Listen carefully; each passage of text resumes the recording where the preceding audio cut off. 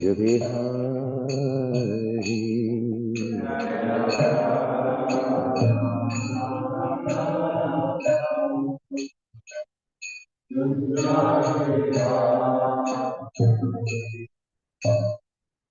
Gopi Janabala Girivara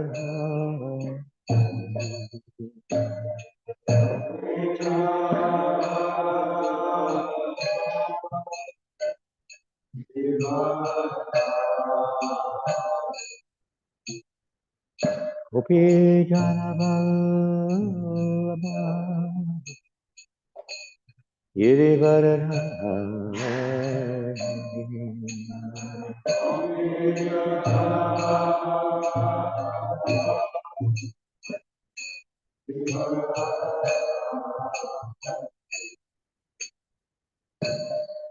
Yasodhananda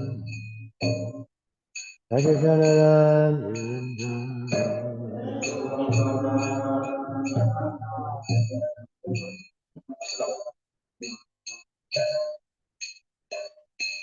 Yasodhananda Rajajanaranda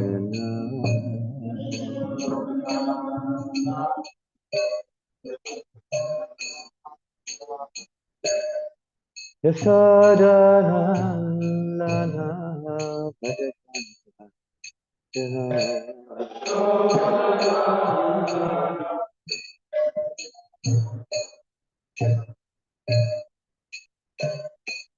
Yamuna Tira Vanachari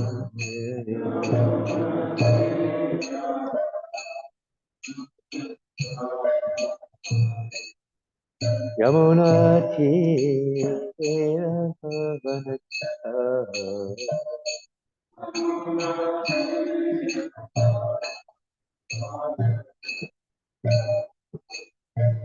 Tira Madhava Kunjabihari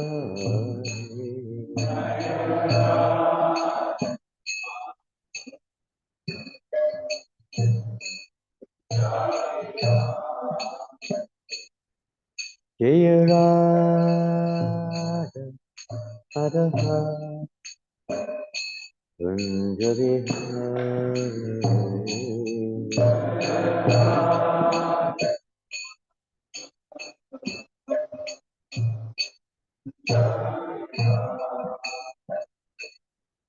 Hare Krishna, Hare Krishna,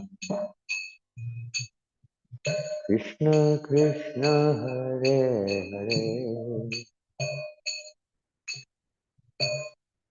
Hare Rama, Hare Rama, Rama Rama, Hare Hare, Hare Krishna, Hare Krishna, Krishna,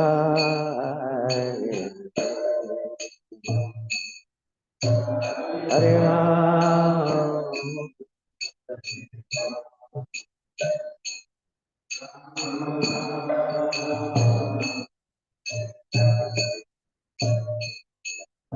Hare Krishna, Hare Krishna, Krishna Krishna, Hare Hare, Hare Rama, Hare Rama, Rama Rama, Hare Hare, Krishna Hare Krishna, Krishna Krishna, Hare Hare, Hare Rama,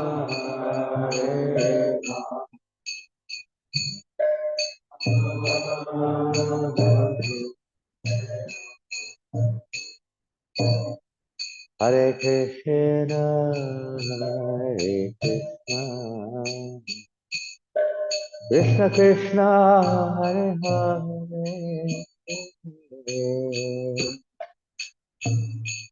Hare Ram, Hare Ram, Ram Ram, Hare Hare,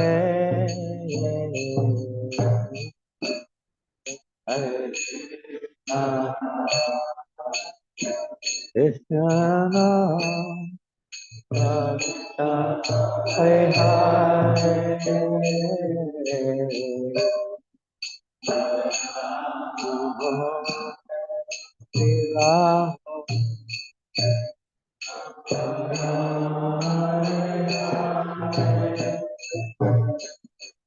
Hare Krishna, Krishna, Krishna, Krishna, Hare Hare, Hare Ram, Hare Ram, Rama Rama, Hare Hare,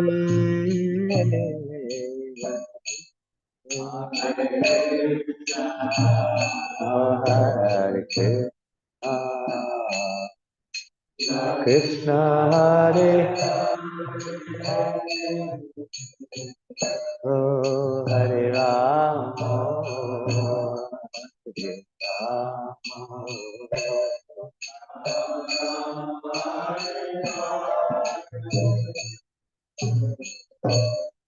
Hare Hare Krishna, Hare Krishna, Krishna Krishna, Hare Hare, Hare Rama, Hare Rama, Rama Rama, Hare Hare.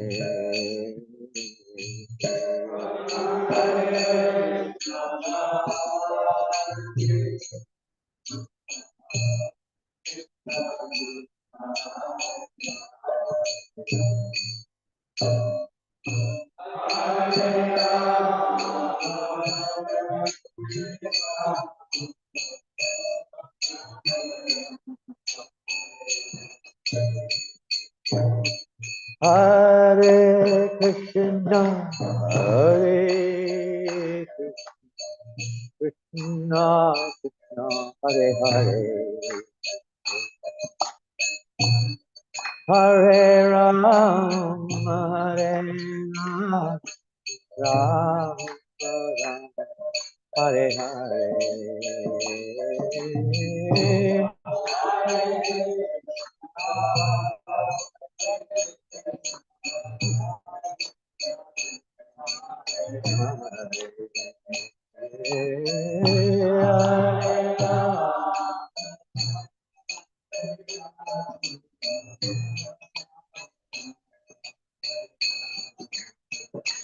Hare Krishna, Hare Krishna, Krishna Krishna, Hare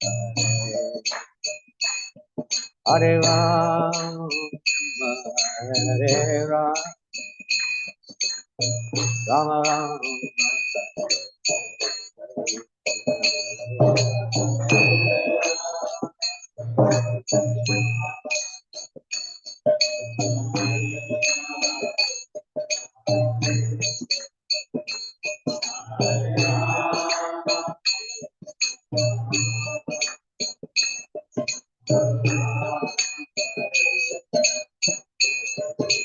Hare Krishna, Hare Krishna, Krishna Krishna, Hare Hare,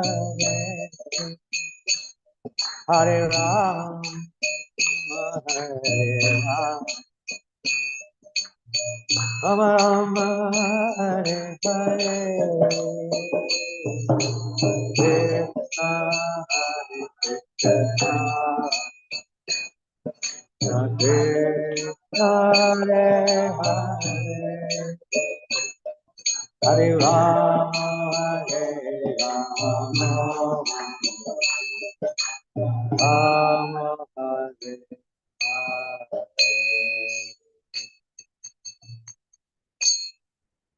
Premanandi, Prabhupada ki jai, Shri Gornikai ki jai, Shri Jagannath Baladev Subhadra ki jai, Shri Radha Giridhari ki jai, Sudarshan Dham ki jai, Transcendental Book Distribution ki jai, Brihat Madanga ki jai, Harinama Sankirtanam ki jai.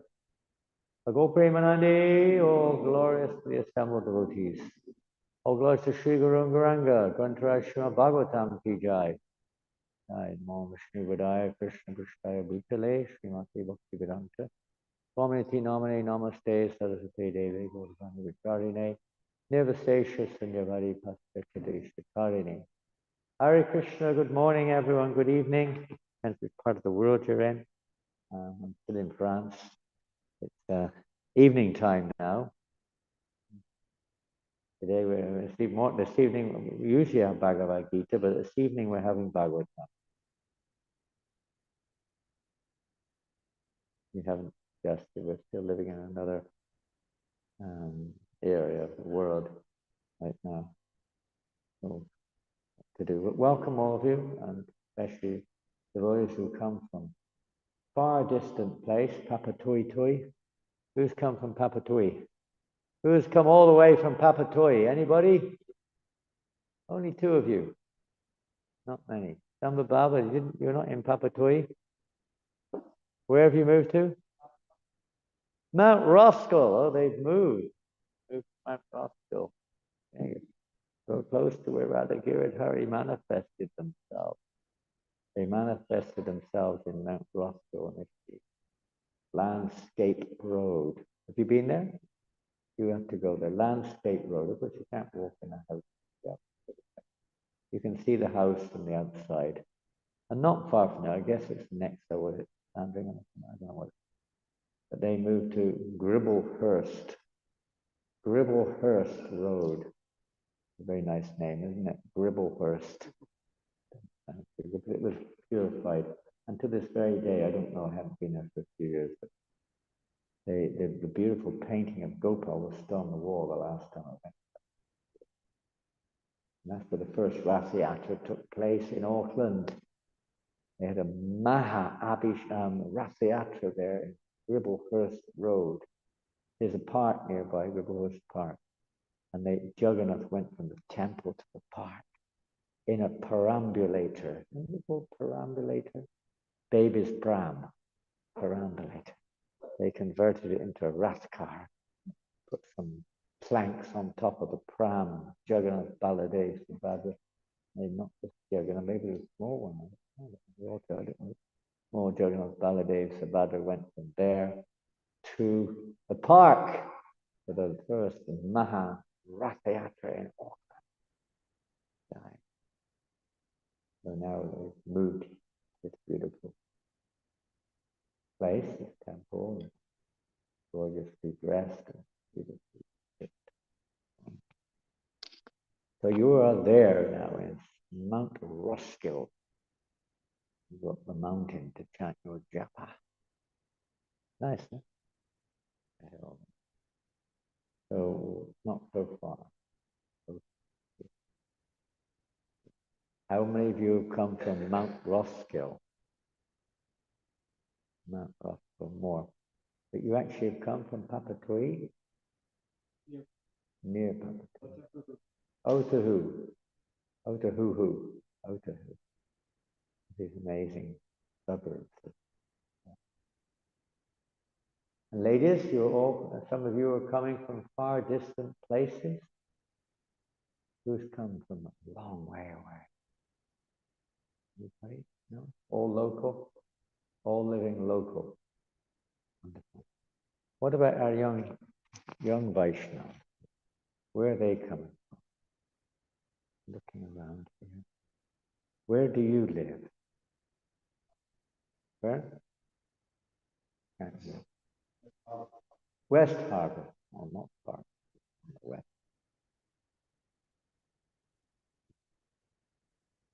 We've come from France. We arrived. When did we arrive? Yesterday? It's all one day since I've arrived. We haven't had a night since we've arrived yet. One long day, practically. We don't know when the night comes. Let's hope it never comes. Wouldn't it be nice to have to not sleep at all? Who would like to live without sleeping at all? You really mean that? You don't enjoy sleeping? You don't feel pleasure when you sleep? No? Maybe some tamagun pleasure. Huh? Sometimes it's a release from being awake, isn't it?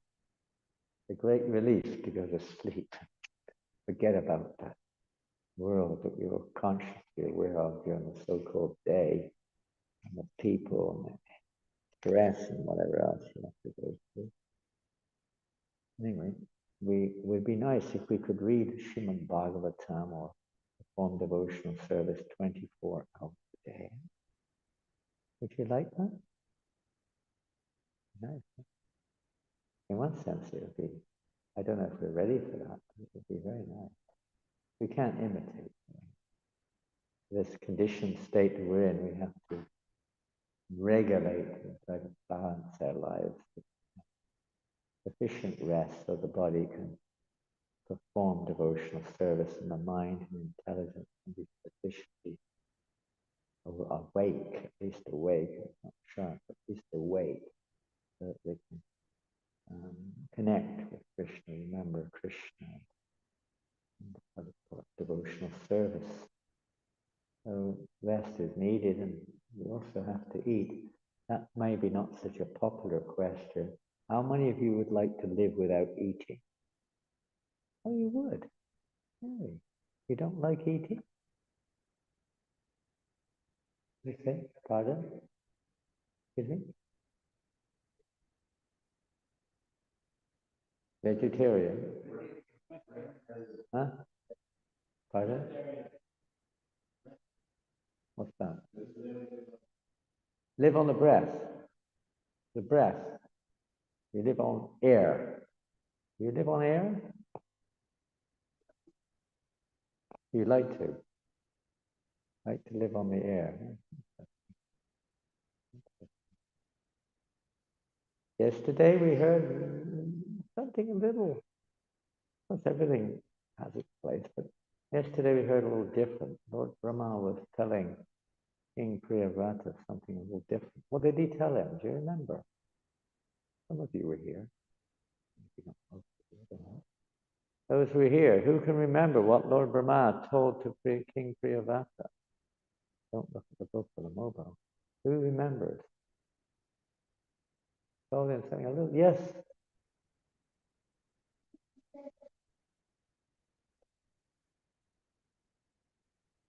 What did Savitri say? I couldn't hear what Savitri said. Does anyone hear it? Can you repeat it louder?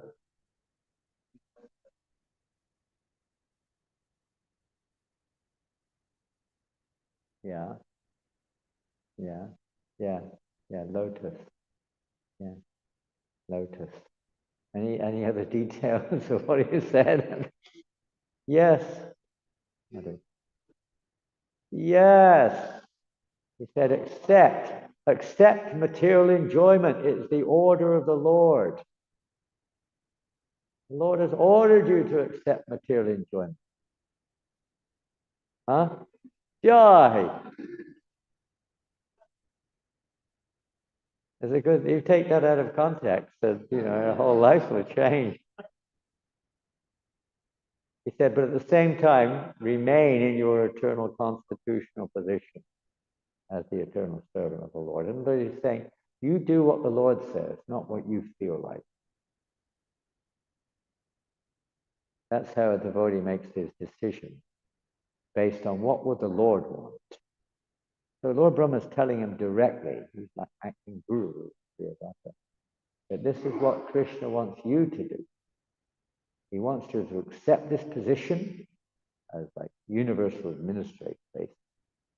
Accept this position, and in the course of accepting that position, you'll find yourself in experiencing material pleasure. You accept that, but in the spirit of, devotion to Krishna, enjoying the nature of the self, as we heard yesterday, is to be happy, to enjoy.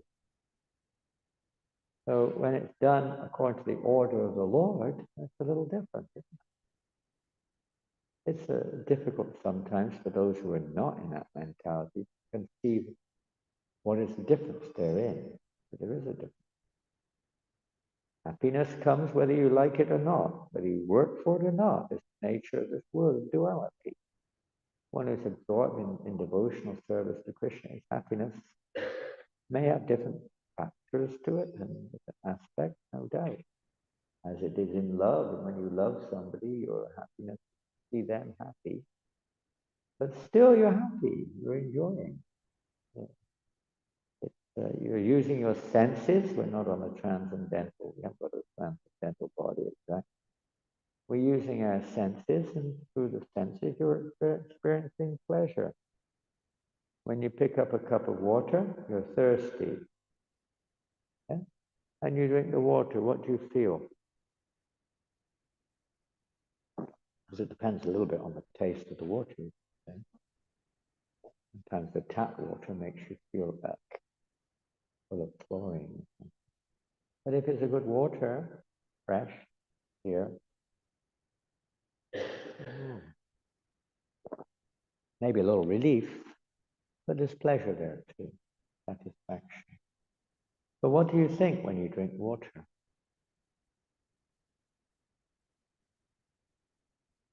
Pardon? Somebody behind speaking? Pardon? You don't think of anything? That's honest. Anyone else? Krishna says, I am the tasting water. So that's Krishna conscious. Remember that when you're drinking water, that taste. Of course, it may be mixed with some other taste sometimes, which isn't, everything ultimately comes from Krishna. There's some speaking in the background. What is that? Is that from somewhere distant by a golf course or something? Maybe there's something going on there. Yes, to remember that ultimately Krishna is the tasting water, pure water. He's behind everything, even the modes of nature. If it's not pure, taste doesn't appeal to us. You can understand that to see the due to our contaminated senses and can't appreciate it anyway. Or maybe there's some other influence there, modes of nature are acting. But even the modes of nature are under Krishna. Everything can be seen in relation to Krishna. This is the art or science of that. To see everything in relationship with Krishna, no matter what the situation. So today we're moving on. Yesterday we read text 19. Today we're reading text 20. There is no meter for today's verse per se. Om Namo Bhagavate Vasudevaya. Om Namo Bhagavate Vasudevaya. Om Namo Bhagavate Vasudevaya.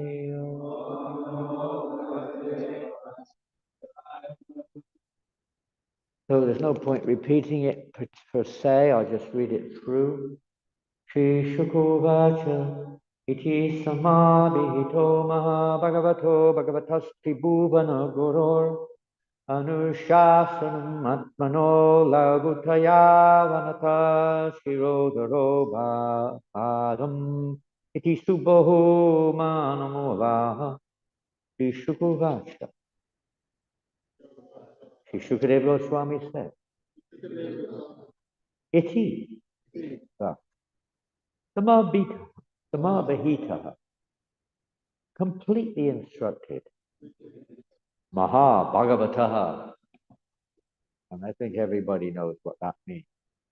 What is a Maha Bhagavat? Pardon? Yeah, a great devotee, huh? A Mahabhagavat, the great devotee. Bhagavataha, the most powerful Lord Brahma, Sri Bhuvana, of the three worlds. Guruho, the spiritual master. Anushasanam, the order. Atmanaha, of himself. Agutaya, because of inferiority. Avanata, bowed down. Shirod haraha, his head. Padam, yes, sir. What they call it, yes. Iti, thus. Sa bahumanam, with great respect. Uvaha, carried out. Translation and purport by His Divine Grace, Shri Sri Bhaktivedanta Swami Shri Parvati Jai. Hare Krishna, Hare Krishna. Oh, a nice picture. Picture of the hellish punishment. Translation. Sri Shukadeva Goswami continued, after thus being fully instructed by Lord Brahma, who is the spiritual master of the three worlds, Priyavrata, his own position being inferior, offered obeisances, accepted the order, and carried it out with great respect. Short purport by Srila Prabhupada. Sri Priyavrata was the grandson of Lord Brahma.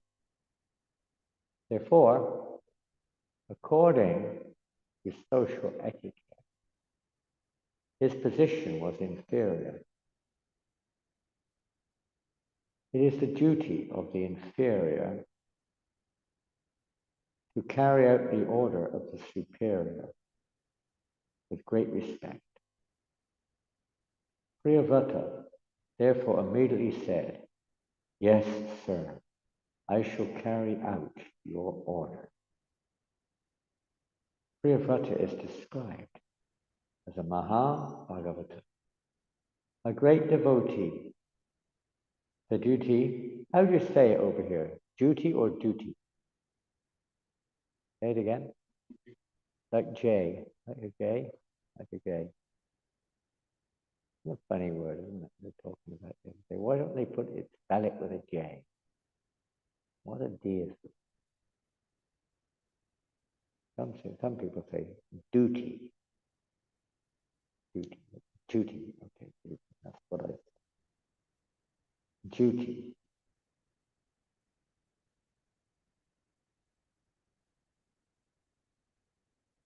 The duty of a great devotee is, this is a great devotee. The duty of a great devotee is to carry out the order of the spiritual master, or the spiritual master of the spiritual master in the Parampara system.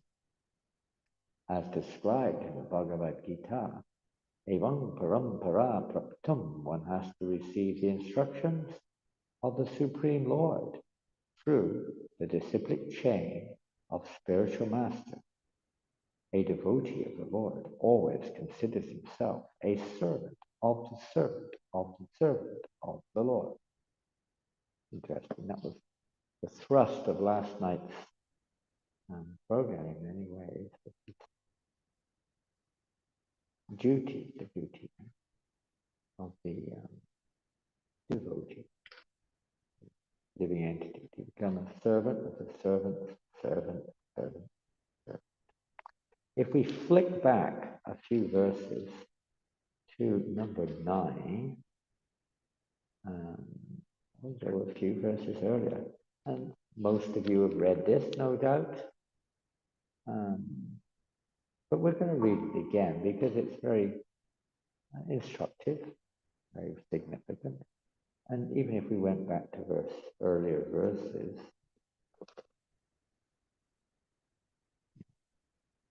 I don't know how to read it. Let's have a look. I hope it's... My dear King, we're going back to more or less text number 6. My dear King, Prince Priyavrata was a great devotee because he sought the lotus feet of Narada, his spiritual master. Narada Muni was and that's why Prabhupada said the spiritual master of the spiritual master. Because Lord Brahma is the spiritual master of Narada Muni. So there's two spiritual masters involved here.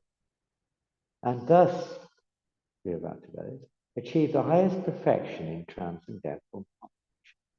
With advanced knowledge, he always engaged in discussing spiritual subjects and did not divert his attention to anything else. The prince's father then asked him to take charge of ruling the world.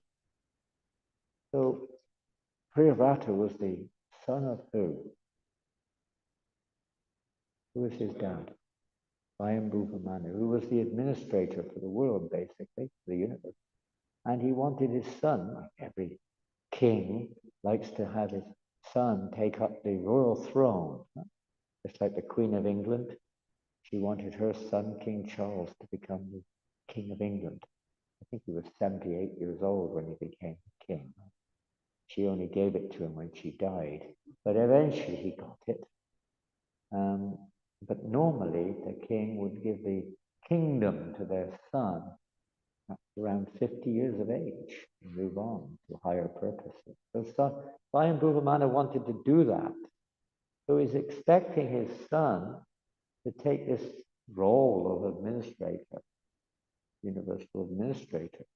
But because Narada Muni is quite famous for this, he tends to, like the Hare Krishna devotees. I don't know if you've ever come across them. These Hare Krishna devotees, sometimes they ruin people's lives.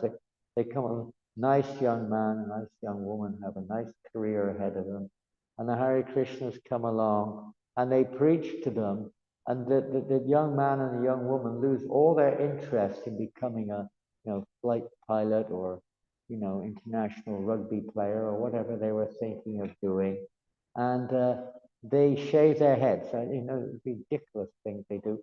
And they walk around with bed sheets singing and banging on drums and chinking on some cymbals and things, and eating lettuce leaves and sleeping on the floor and all sorts of crazy things. Instead of becoming normal people and performing their duty. So Narada Muni, he was, that's why sometimes we'd see him like he's our Acharya, because he does that regularly. He did it to Daksha's kids, and he's trying to do it here to Swayambhuva Manu's son. Consciously, he wasn't necessarily doing it, but because of his association, Priyavrata lost all interest. What's the use of all of this? The only purpose of life is, hearing and chanting about Krishna, worshipping Krishna. I don't want to get entangled in the material world. Now, Lord Brahma had already had a pretty painful experience with some of his other progeny. Some of his progeny. Who was that who gave him a hard time in this regard? The 4 Kumaras, his 4 sons, the 4 Kumaras. And they didn't do what he told them to. That was a bit of questionable in one sense, because they were his sons. It's a little different than a disciple, isn't it? It's similar, but not the same. And it's said that this is the only instruction, and we're not saying you should follow this, by the way, either. It doesn't mean you have to follow this principle, but this is one area where you don't necessarily have to surrender. Lord Brahma asked them to get married. And they said, no, we don't want to get married. We want to remain celibate. We want to, because they were Brahmagyanis, they were focused on spiritual knowledge. They wanted to completely live their lives like that. They didn't want to become entangled in family life, business, and this and that, whatever goes along, social interactions, children, and so many things in family life which you have to deal with.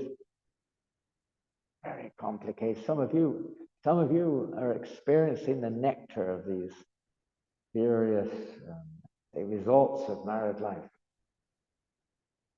And of course, there are other sides to every coin, and there are many different aspects. But no doubt at all, it takes a lot of responsibility to be married, to raise children, and maintain a family, and get along with each other, and so on. There's a lot of challenges there. They didn't want to get involved in all of this. They wanted to just focus 100% on Brahmagyan, on spiritual knowledge, path of liberation, on the path of entanglement. They didn't want the pravritti marg, they want the nivritti marg.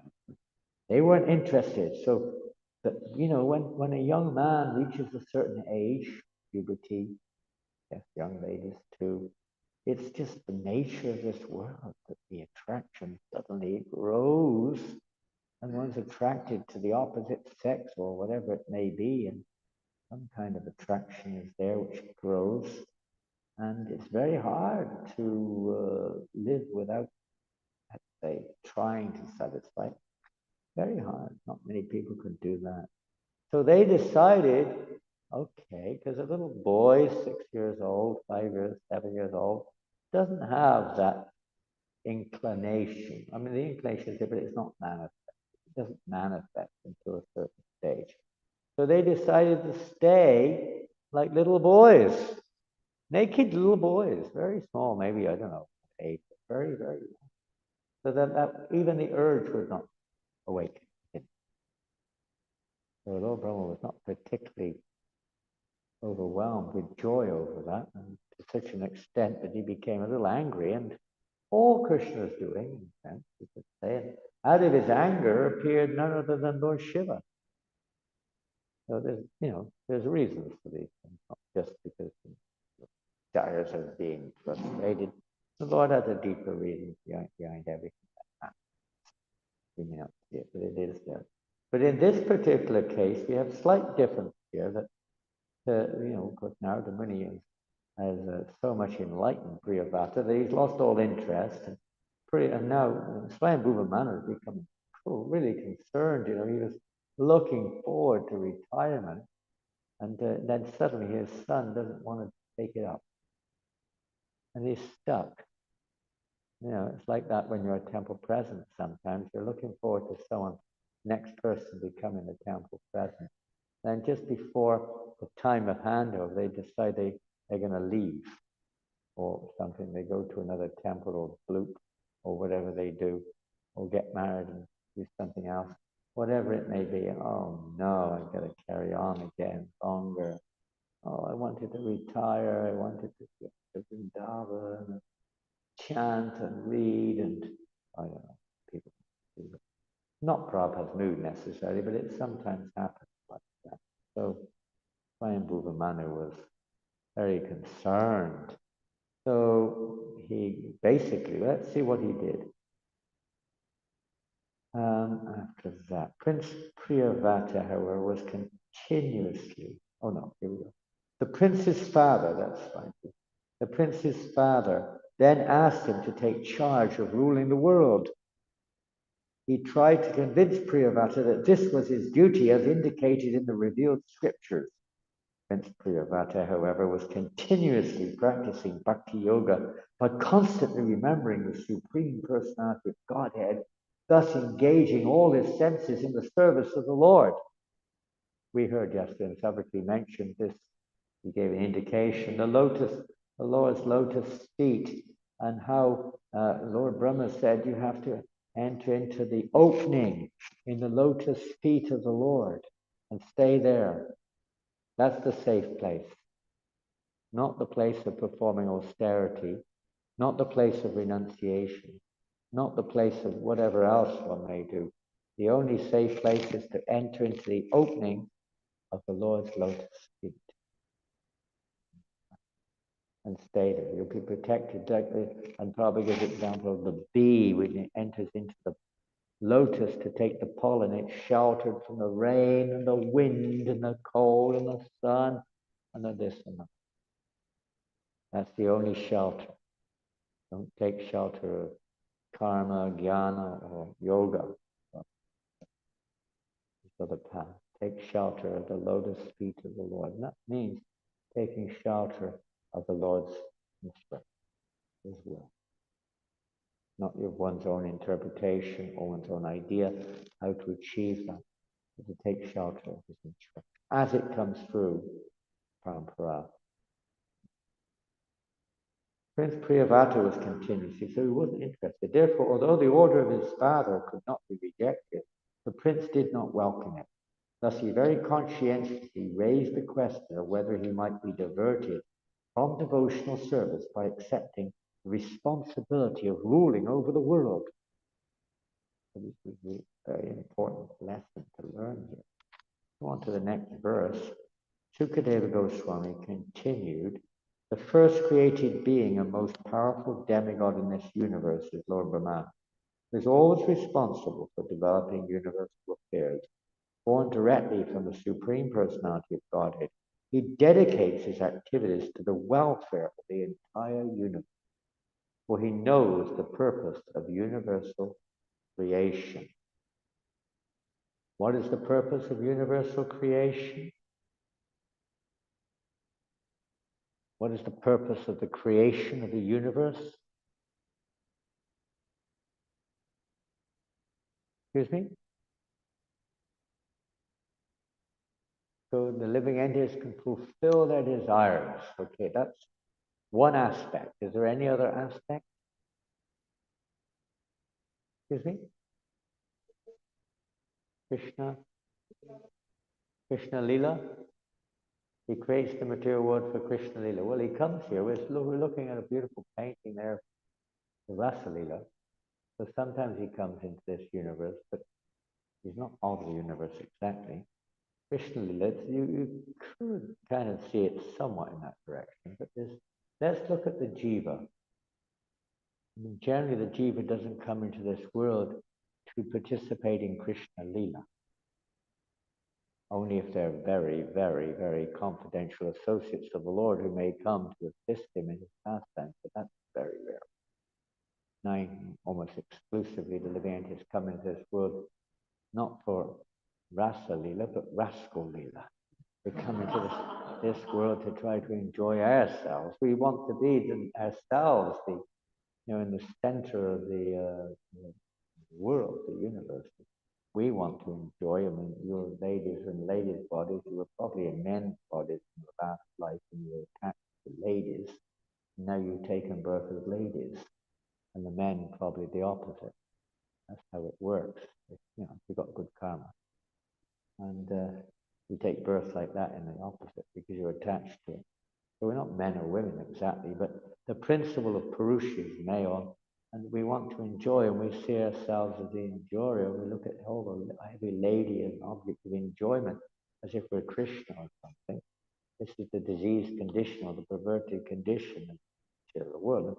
This Maya Devi, of course, because we want to be separated from Krishna, arranges this situation where we forget our constitution and we start to identify with the world as my mind, my pleasure. We see everything in this world in the sense how much pleasure it brings me, accepting, rejecting accordingly. So this is our condition, but that's not the ultimate purpose of the material creation. Let's take an example. What's the purpose of, maybe you won't get this one, huh? You can two examples, a hospital or a prison. You could take either one of them probably. You can understand the point that we're trying to get to. What's the purpose of a prison? That might be a little bit easier. A prison. What's the purpose? Okay, now we're getting on a positive vein. It's not just to facilitate the prisoners or the criminals, is it? And there's a side to it to keep them away from everybody else. Maybe you can get some work out of them, maybe you can't. but you stick them in there to keep them out of the way. So that's kind of one thing. And to some degree, or not really facilitating their sense gratification, so it's not an ideal, although there is an element of that truth in that. But basically, the essential purpose of the prison is reformation, to reform the mentality. So although it may not be so prominently visible, the actual real purpose of the universe is to reform the Jesus. It doesn't look very prominent. These were allies, but because not many people want to be reformed. It's like in a prison. How many prisoners really want to be reformed? Very few, if any. They may be reformed by some influence outside their expectation, but very few. Some do.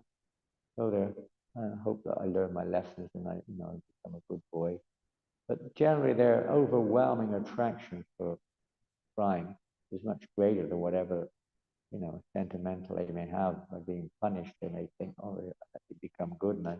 But then that doesn't last very long because we're still, basically speaking, seeing ourselves as objectionable to the government or to the law.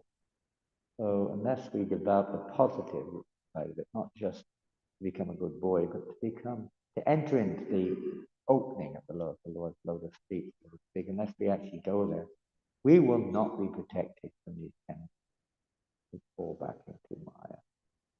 So the powerful, the supreme, yes, the higher purpose. You could see other purposes perhaps, but those two are most likely the two extremes. This supremely powerful Lord Brahma, accompanied by his associates and the personified Vedas, left his own abode in the highest planetary system and descended to the place of Prince Priyavrata's meditation. This was a serious business. Can you imagine how serious it must have been that Lord Brahma, accompanied by the personified Vedas and other associates, descended to this planet where Priyavrata was performing austerities and meditating on the supreme devotional meditation, just for the sake, basically, of Swayambhuva Maharaj's own stuff, to fulfill the desires or the need, not just the desires, the universal need. He's always thinking of the welfare of the universe. And if there's no management, there's chaos. Everybody knows what happened after, what was King Vena's father's name? Again, I've forgotten his name. King Vena's father. Excuse me? Lunga? Anga. No? Was it Anga? No, his father's name. Was it Anga? Maybe, whatever it was, maybe it was. I can't remember. But his father, wanted his son to take up the rulership, but his son was a number one rogue. Number one rogue. He was like real atheistic, cruel, selfish, greedy, violent, godless, angry, you name it. He didn't have the qualities of a king by any means. I didn't know what to do. But he left home anyway. He took this as his son was so bad that it was an incentive in one sense for him to leave. He left home and there was no one to rule the kingdom. So the Brahmins, because the boy was still young, the Brahmins kind of tried to train him up a bit, brought him as the next king, but he was so bad they had to get rid of him. And then there was nobody. And then all the rogues take over. Unfortunately, many times the leaders themselves are rogues. And then there's chaos at both ends. There's there's no relief for people. It's like nowadays, there's no relief. You go this way, you suffer. You go that way, you suffer. You vote for this one, it's the same as that one. No matter where you go, it's the same thing going on. They have no idea what they're doing. Doing their best according to their conditioned understanding, but it's all in ignorance of the real duty of life. So Lord Brahma was very worried. I mean, it's going to happen now. I don't know. If Priyavrata has to take over, it's Swayambhuva Maharaj has got to do his duty, and his duty is Panchasorva Vanam, yet to leave and go to the forest and perfect his life. The kings would leave home. They wouldn't stick there until the day they die. That's not the purpose of life. They would show the goal of life. Look at the stage of Lord Kapila. How many of you read teachings of Lord Kapila, Dave? Or maybe you've read it in the third canto Bible. But there's a book also called Teachings of Lord Kapila. It's a good book. I recommend it. I've been reading it recently. And you'll see there, I mean, it's quite something, isn't it? Who remembers the mother of Lord Kapila? David. And who remembers his father? Cardamom. And, you know, there's a long story, won't tell it, but basically speaking, the man has to give the wife children. It's part of the prime duty of the husband, if they can. And so, for a long time, they didn't have children. So then Devahuti wanted children. So Cardamom gave her children. But what did she give her? What did he give her? Pardon? Can't hear. There's a lot of echoes. One interesting feature, I think it's the granite floor. I'm not sure about echoes. Can somebody say what was said? 9 daughters, okay. He gave Devahuti daughters, beautiful daughters, powerful daughters, important, the beginning of the word universe. That's not enough. You can't leave the daughter to become the next king. It's a little different nowadays. Then you had to have a son. The son was essential. For every king, he must have a son. And so David was very worried. I mean, if her husband leaves home and there's no son, then what happens? She's got no shelter, regardless. And this, because he wasn't acting in the role of the king, he was actually a Brahminical person. But still, she needed a son. So she appealed to him for a son. So he gave her a son. That son was no ordinary son. The son was Lord Kapila Dev, partial expansion of the Supreme Lord. So the son was very extraordinary. But what did Kardama do on the birth of the child? What did Kardama do? Yeah, took a hike. He left home. He packed his bag. Maybe he didn't even have a bag. He just left home. Can you imagine? You got a partial expansion of God as your son. And you just leave. Well, he had duty, showing duty. Duty is very important for the general welfare of the world. You know? So there's a duty there. And that duty is to show the higher purpose of life. Although, in one sense, he could achieve it in any situation. With that, and that particular time particularly, it was the necessary course of action of those in the higher orders of life. They leave home. They disconnect from the entanglements or the responsibilities of family life and business, what have you, and they focus on the ultimate goal of life, God realization. So he left home, just like that. Show the example. And any devotional king feels similarly. There may be exceptions, but in general, that's the case. And they leave home at a certain time and hand over the kingdom to their educated and qualified son, eldest son, to rule the kingdom. So Priyavata was thinking like that. Excuse me, Swayambhuva was thinking like that, but Priyavata wasn't thinking like that. Want to do it? But there's nothing. Lord Brahma was very worried. This is a break in the universal order. That the kings are such an important role to play in the universal purpose of the universe, to facilitate. The king isn't just a ruler, a controller. He's meant to perform. His main duty is to see that everyone is performing their duty favorably according to the will of the Lord. That everyone in the universe can knowingly or unknowingly progress in spiritual life. This was a major concern, a major problem. It required the greatest personality in the universe to personally get involved.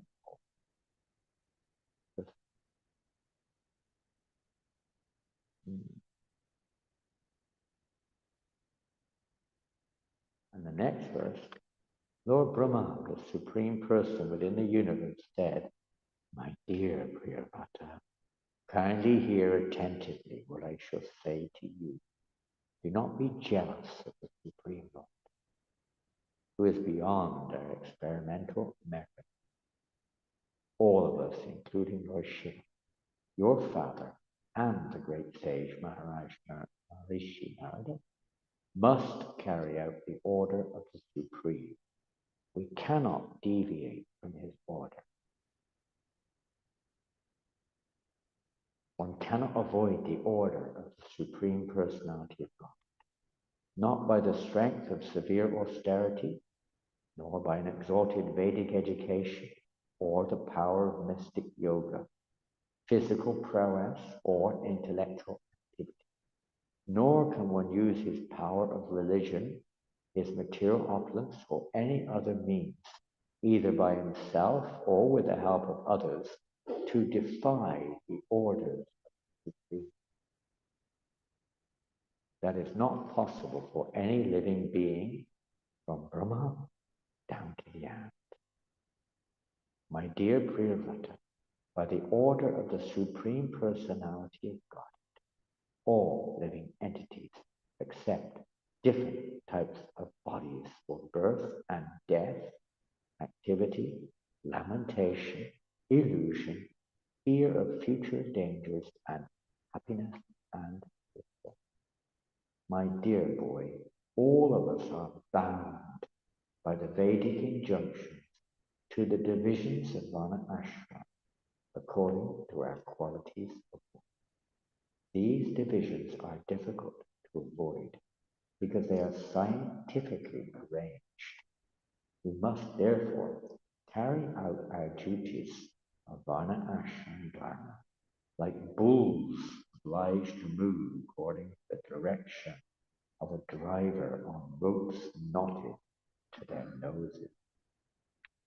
My dear Priyavrata, according to our association with different modes of material nature, the Supreme Personality of God gives us our specific bodies and the happiness and the distress which we achieve.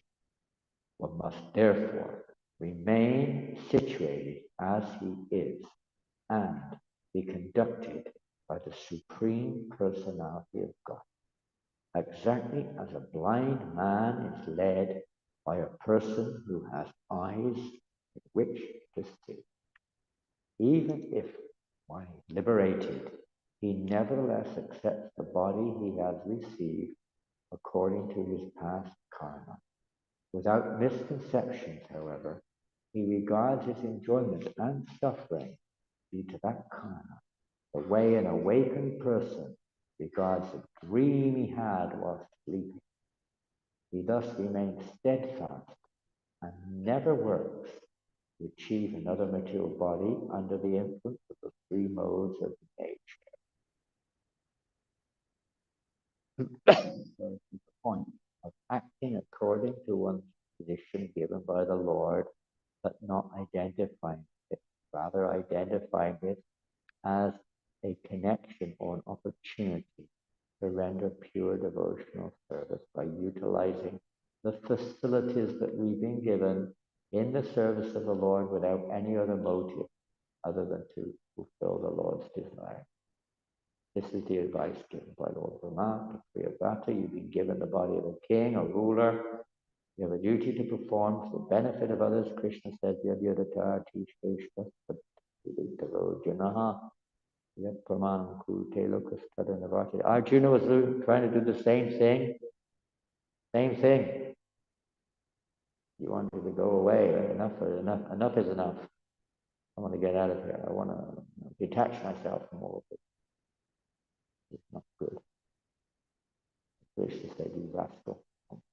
Call him a fool. You must do this. Not only because you need to do this.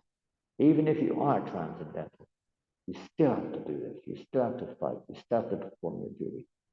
Otherwise, you'll be in great disservice to everyone else. Because other people will imitate you, give up their duties, and they're not actually situated in transcendence. It will be a disaster, and that's what's happened. The whole situation is disaster. No one's following this scientific system that God has given. So important to the human society in general to follow these principles. So the leader has to show the example, even if he is transcendental, for the sake of others.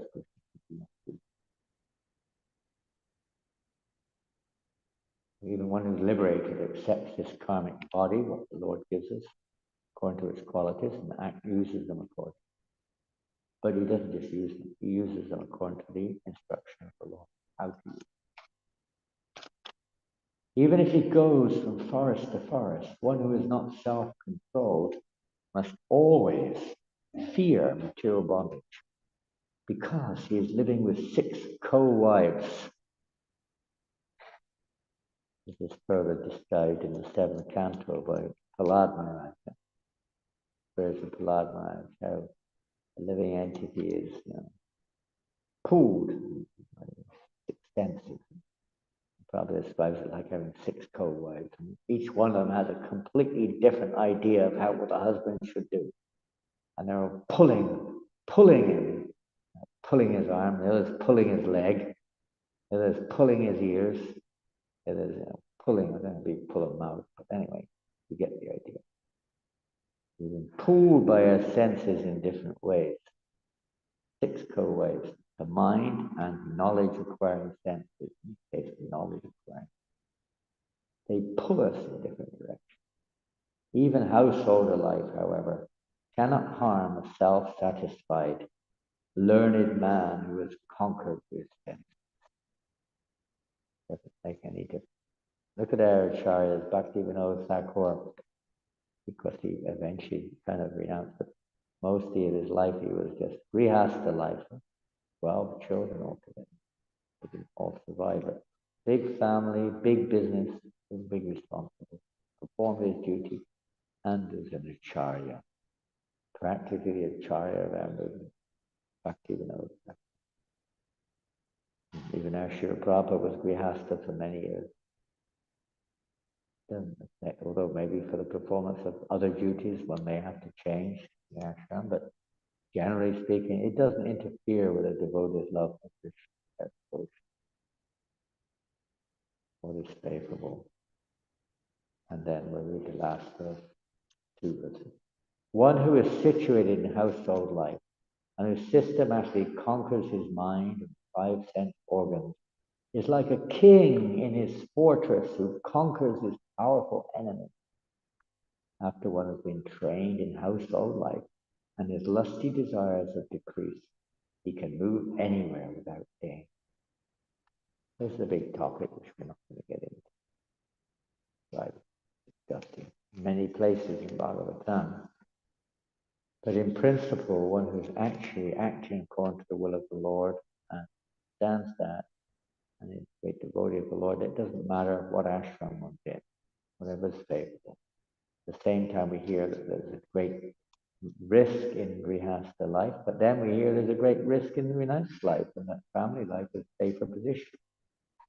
And the wife is supposed to be like, a fortress, protects the man from lusty diversions of their time. So there are various ways of looking at it, depends on the situation. Lord Brahma continued, we'll just finish on that. My dear Priyavata, we read this yesterday. Seek shelter. Now listen carefully, it's a good verse to memorize. Seek shelter inside the opening in the lotus of the feet of the Lord,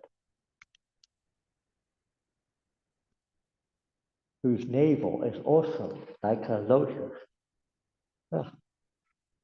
Thus conquer the 6 sense organs, the mind and the knowledge acquiring sense. What are the knowledge acquiring senses? For the sake of those who don't know, what are they? The knowledge acquiring senses. 5 knowledge acquiring senses. What are they? It's quite a simple question in one sense. If you look at it logically, you may not be able to pin it down. But from where do we get knowledge when it comes to senses? By sight, yeah, through sight. You see things. You get some kind of knowledge. How else? Pardon? Hearing through the ears is a knowledge acquiring sense. How else? Through the nose. And you get some knowledge through the... Some species, they get a lot of knowledge through the nose. We don't get as much relatively, but we do get some. And important knowledge. You smell gas, you act. Oh, what a nice smell. Let me breathe that in more and more and more. You know it's gas, it's dead. Get some knowledge. What else? Tongue, you taste, you tasting. Bitter, that's sweet, favorable, unfavorable. And the last one, touch to your skin. This way, you know, you get the feeling of heat and cold, or soft and hard. And you can almost tell what it is sometimes by touch. So these 5 knowledge acquiring senses, which are always busy. They're always busy trying to, you know, gain knowledge. World for their own, for the mind's sensual desires. So they're all working together like. So take shelter inside the opening of the lotus of the Lord's lotus feet, whose navel is like a lotus. Thus conquer the 6th sense organ. Accept material enjoyment, because the Lord extraordinarily has ordered you to do this. Extraordinary. You will thus always be liberated from material association. A boon given here too. If you follow this, then you'll be liberated. And you will be able to carry out the Lord's orders in your constitutional position. To remain in that constitutional position of understanding this is a service to the Lord. He's ordered me to do this. So the same thing is there, in this particular verse we read today, the spiritual master, or the spiritual master, the spiritual master is even considered to be above one's own spiritual master. Yeah, whatever way you want, hierarchy or whatever. Superior. Hare Krishna. So I hope you learned something today from Srila Prabhupada and verses of Bhagavatam. If nothing else, at least if you can somehow remember that one thing. Taking shelter in the opening of the lotus of the Lord's lotus feet. That will protect us from all danger, all fear, all attraction to this world, all diversion, whatever it may be, all stress there. Lusty desires may come, but they will not be able to capture it. If we take shelter in the lotus of the Lord's lotus feet, the opening of the lotus. And we discussed yesterday that opening, that lotus, that shelter of the Lord's lotus feet has been opened by Lord Nityananda. He's opened that. Otherwise it's closed. He's opened it and inviting everyone to enter it. By the mercy of Lord Chaitanya, Mahaprabhu, we can, and the order of Lord also, and mercy of Lord Nityananda, we may be able to enter into that lotus. That's the idea. Whatever ashram we're in, whatever gender we are, that is the principle for everyone. Take shelter. Hare Krishna, Srila Prabhupada Ki Jai. Today is Chandanyatra and Pushpa Abhishek, Flower Abhishek. Nice festival starts, I believe, at 1 o'clock. I think the festival, maybe it starts earlier, but the Abbey, I was told by the temple management yesterday what the schedule was, but obviously it's not what they said it was. So what time is the next event, daily reading? Does anyone know? Absolutely.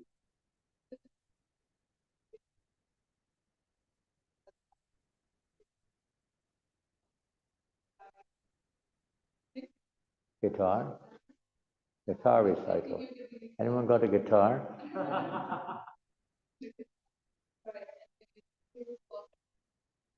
2 o'clock is the Pushpa Abhishek. So the Chandanyaka, the Pujaris now are very blissfully and enthusiastically, they've undressed their lordships and now they're massaging or covering their bodies. I don't know all the deities or not. I don't know all the deities or just Radha Giridhari. Not sure, but you'll have a surprise if you don't know. That the deities will be covered in chandan. I don't know what color. Let's see what color it will be. Some of the exciting colors. I don't know what today's color will be. Usually, of course, it's cream color or sandalwood. Sometimes they mix some natural color in there too. So let's see. So the Chandan Yatra today, Chandan Festival of Sandalwood. That will be a nice event. Nice darshan, 1 o'clock. And then 2 o'clock is the Pushpa Abhishek, a very joyful festival. More or less burying their lordships in flowers. Yeah, enjoy it. This is the enjoyment in the order of the Lord. These festivals must be observed. And so, what are you supposed to do? Be miserable? You enjoy it, right? Dancing, chanting, throwing flowers everywhere. Look at the Holy Festival. Now, some of us criticize it, but this was Krishna pastime. And not only that, but when Narottam Das organized the first Keturi festival for Gaur Purnima, it was Janananda Mataji who ordered them to have holy festival. They're all squirting dyes at each other. She gave the order to the devotees. Do it. Krishna is happy seeing this festival. And that's all that counts. Who cares a damn about what we think? I like, I don't like. Who cares less about that? We do. What Krishna wants, it counts, not what we want. That's the lesson, basically, in this whole pastime. The devotional service is not an activity, it's actually cooperating with the will of the Lord. That's what it means. And if he wants you to jump off a mountain, that's devotional service. Whether you can do it or can't do it, you do it. That's what he wants. I'm not going to ask you to jump off a mountain, but if you were, that's what you would do. Told Arjuna to do many things which were against religion. Shoot him, kill him now, even though he's off the chariot. He's unarmed. Shoot him. That's a big test. Fight with your grandfather. Fight with your guru. Kill your guru. These are not norms, but this is a higher principle. Higher principle of devotion. Purpose of all the other principles is to come to the point of pleasing Krishna, doing what Krishna wants. And then Krishna asks us to do something, and we say, no, it's against religious principles. And there's only one religion. There are many so-called religious denominations, but ultimately there's only one religion. That is pure devotion. That means acting exactly according to the will of the Lord. Hare Krishna.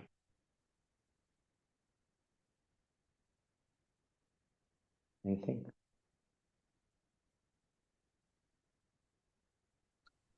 And Chaitanya.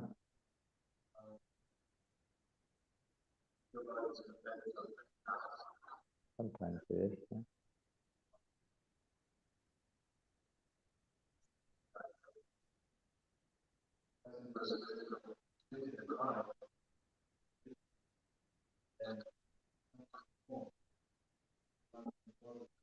Sometimes they do because they get good association in the prison.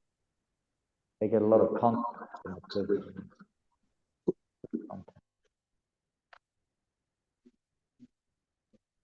Yeah.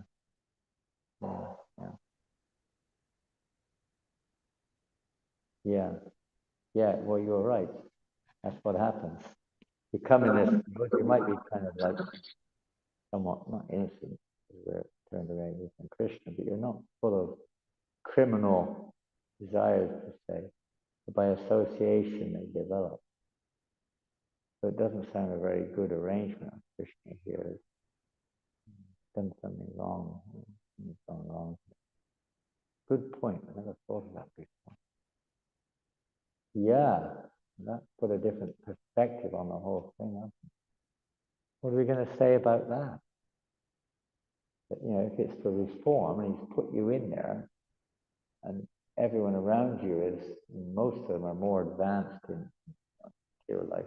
You, by that good association, you can become materially entangled. Any comment? One hand has gone up. Only.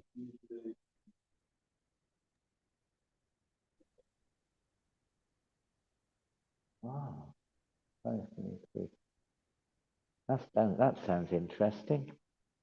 You can read about that later on in this fifth canto. And when I opened the book initially, that was the picture I saw. And that's when I mentioned something about it. I think, well, that's an amazing picture. I don't know how the public think about it, but there's this particular painting. I don't know if you can see it, but it's, pardon? What is that?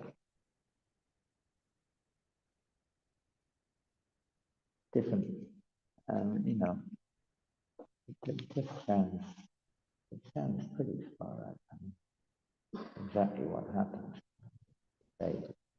At least we see here that the punishment becomes quite severe. But does the living entity learn the lesson? This is the fifth canto.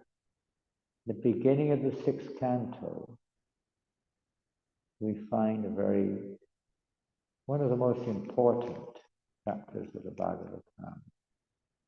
The first chapter of the sixth canto. What is that about?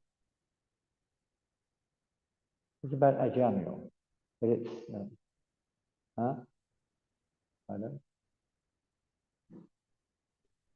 Is that the first chapter of the sixth canto?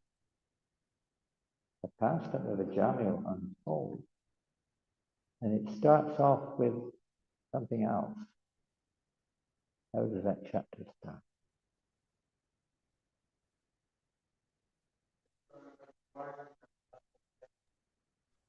Yeah. So yeah, like yourself, what is this?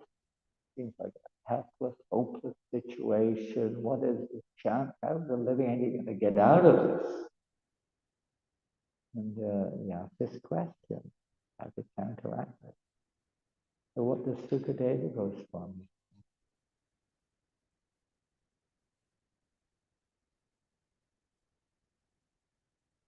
What does he say?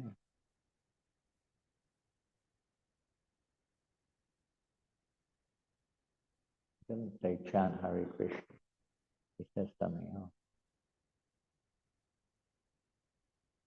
He says, my dear, the living entity has to atone. The proper atonement according to scripture injunction for the sinful activity. In this way, the living entity will be freed from these punishments. And then what does Parikshit ask?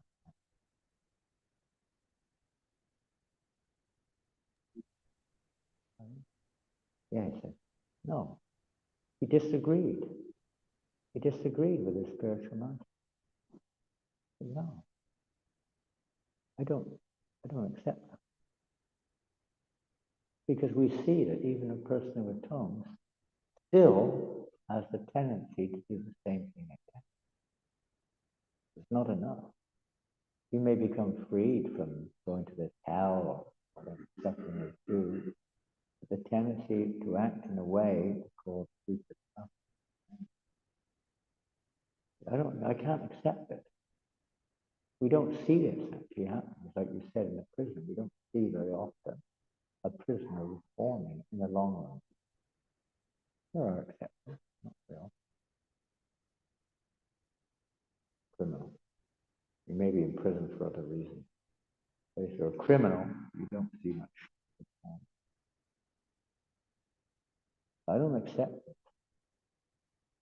And it actually, Shukadeva Goswami was testing his disciples. It wasn't proposing that this is actually the absolute answer.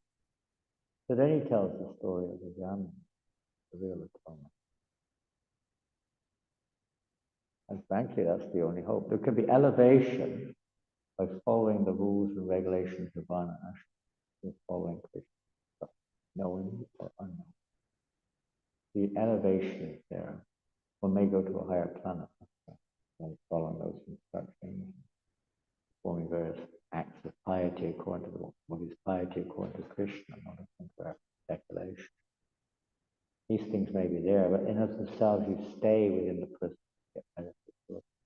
But the benefit of that, following those instructions on our ground, is meant to afford one the opportunity, even if you don't ask for it, the opportunity to hear from great devotees. Yes, that this is the real point. Is not the other activities are to be followed also, but they're only as much value as they give us the opportunity to come into contact with devotion, come into contact with pure devotees. That's the actual essential feature which is required for the actual change of heart. Lord Chaitanya has made it very much more, we'd say, wholesale in this age. And because people are really fallen, I mean, they're really material people, so hardly an interest in spirituality of any kind amongst anybody. So he's made it very accessible by giving this. You could say, sometimes the king goes into a prison and declares all the prisoners are free. He can do that. So Lord Chaitanya has come and said, let's take this chanting, it's free. So we see in the 6th canto, first chapter, and the story of the Jamio and how that works. Simply by chanting the Lord's holy name. We've made that very accessible in this age. We take that on and try to distribute the holy name. It gives everyone a chance, even without their knowledge. Prabhupada writes in one purpose,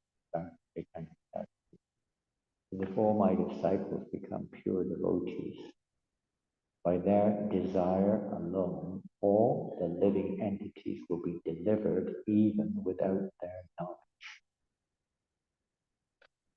The will of a pure devotee, we don't understand that. The will of a pure devotee is so powerful. Krishna has to fulfill it. How that works, we will not eventually speculate. But this is the Lord's special mercy, which manifests in the form of this pure devotee, purifying everything. Their holy places. So they come into this universe for that reason.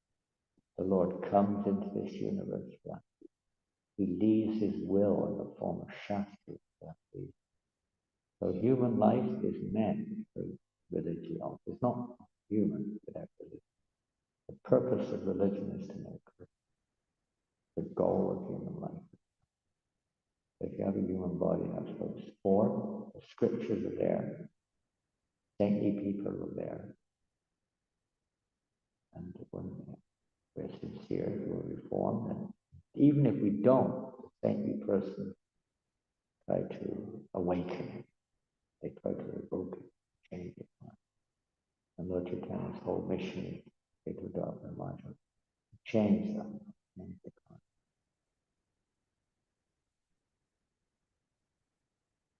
Yes, it's very rare. But that's again because we're looking at things through a time frame, conditional, measurable time frame. But in reality, it's nothing. Time is a relative factor. In eternity, measurements of time are simply insignificant. Even if you 20 billion, trillion years in eternity is enough. It doesn't even occupy space. It's maybe a division between a immeasurable line on the paper of eternity. So, yeah, the living entity may go through a long time. It's a dream-like state before one is woken up by the opportunity to meet the beautiful, receive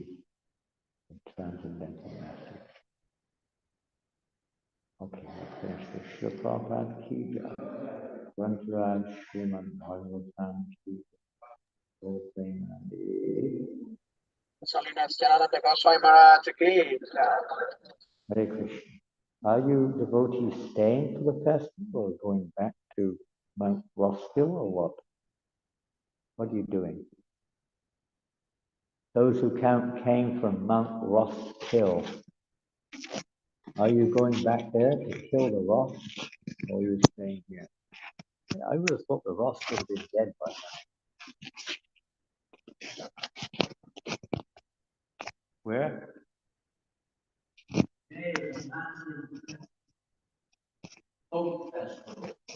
They're doing books, Maharaj. They're going for book distribution.